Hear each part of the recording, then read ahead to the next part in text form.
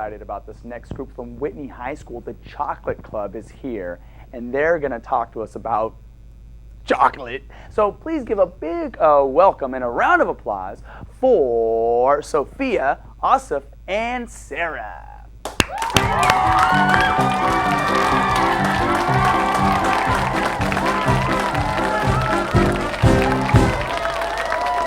Chocolate delicious.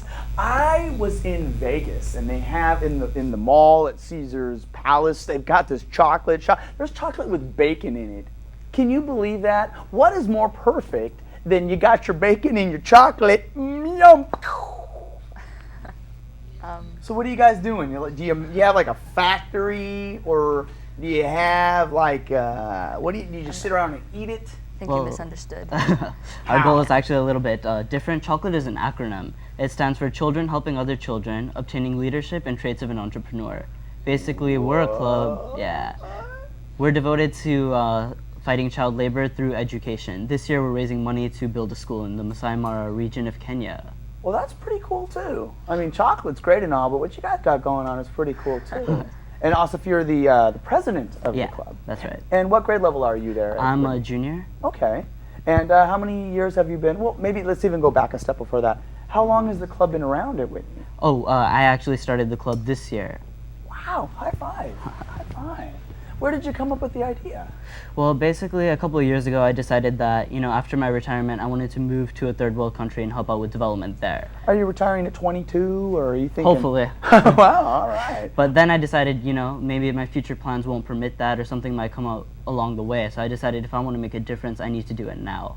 I like that. So often people decide tomorrow, whatever it is, I'm going to do this tomorrow, right. Little things and big things. And it's great to see that you're like, why wait till tomorrow when I can try and make a difference and do it now?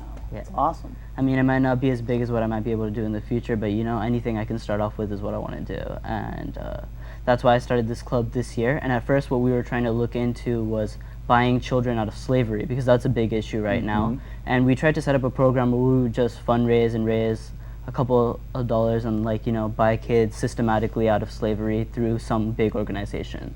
So we contacted some big organizations like the Museum of Tolerance, Human Rights Watch, because they do that kind of thing. But none of them had a program set up for children to get involved.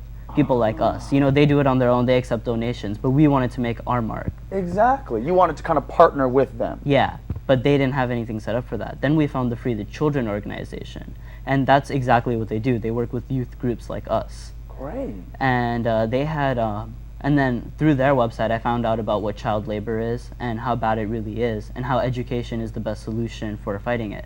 Then I did some research on my own, and that's when we decided that this was what we wanted to do for this year, raise money to build a school in Kenya. And we thought it was a realistic goal, something that would be challenging, but something that we could do. Awesome. Well, Sarah, how did you get involved with the program then? I'm one of his close friends, so when he told me about it, I totally jumped on the offer. I thought it was amazing, and as he said, you want to start doing something now, so I thought it would be perfect time. You quit your job at Old Navy because you're all child labor. Forget this. Yeah, the one I don't have, but I joke. But no, and that's great that you were able to then partner in. And what kind of things? What has been like the most impressive or memorable thing that's kind of come out of what the group has been able to do so far? Well, we have something coming, which I think is it's our biggest event of the year. We're calling it the Labor of Love concert. Okay. And to raise money for the school, we've had to do many things. We've had little spinners where people spin, and that's how much they donate, and bake sales, as well as a clothing sale through Stussy, where we sold clothing at wholesale price, and people came and we got money for being there and for helping them. But at this concert, we're going to have many performers from around the community, and hopefully all the people that come, we're going to get funds from that as well as donations from that to work up to our goal for building the school in the Masai Mara region of Kenya. Excellent, excellent. And Sophia, you are a member of the group as well? Yes. Now the school that's going to be built, correct? Yeah. Is there kind of a timeline where the organization is like kind of decided we're looking to have it built by, and then a date has been set, or is it kind of an ongoing thing? It's more of an ongoing thing. Basically, our part of the deal is that we have to raise $8,500 to build a school to Kenya, and in Kenya, and we're going to give all the money to Free the Children, who will then go on to build a school. Now, has Free the Children, have they built schools before? Is this something they have a track record of being able to come and complete, or stuff that they have experience doing? Yeah, it is. Basically, a lot of different groups have gotten involved in projects like this, where we can help and build a school in Kenya. They actually have many initiatives, but we chose building this school because we thought education, by giving education to the current generation, they would be able to end the long cycle of poverty that they've been unfortunately ensnared in, and it will help thousands of children for future generations as well. It's just something that will make a lasting effect. Yeah, I think sometimes in the United States we take free education for granted, whereas there's lots of people in the rest of the world where don't have the opportunity to get schooling. And, you know, it sounds like such a cliche, but it is so true that you are empowered through your education, and that's how you can make a difference in your own life, is through what you know and what you're able to do. And for some of those people who are stuck in, you know, poverty, their only real way to get out is going to be through people like you guys halfway around the world helping create something so that they can themselves in education break out of it.